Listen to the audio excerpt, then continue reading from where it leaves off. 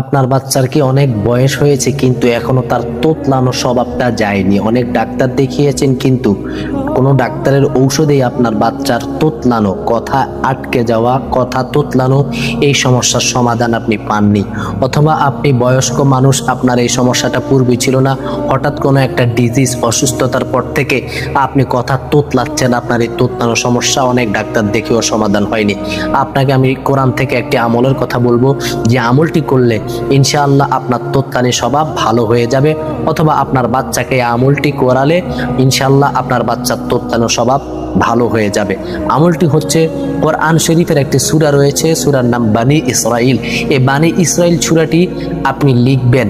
এখন বলেন হুজুর আমি লিখতে পারি না, তাহলে কম্পিউটার থেকে আপনি সূরা বনী ইসরাইল এটাকে টাইপ করে আনবেন, অথবা এটাকে প্রিন্ট করে আনবেন। প্রিন্ট করে এনে সূরা বনী ইসরাইলের ওই প্রিন্ট করা কাগজটি পানিতে ভিজিয়ে রাখবেন। পানিতে ভিজিয়ে রেখে আপনি সকালবেলা খালি পেটে খাবেন।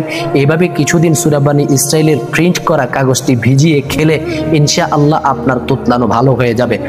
কোরআন কারীমের মধ্যে আল্লাহ তাআলা বলেন, ওয়ানাজ্জিলু মিনাল কোরআনি মা হুয়া শিফাউন ওয়া রাহমাতুল লিল মুমিনিন। আমি কোরআনের মধ্যে রয়েছে তোমাদের জন্য শেফা, মুমিনের জন্য এটা সর্বোত্তম ঔষধ হতে পারে।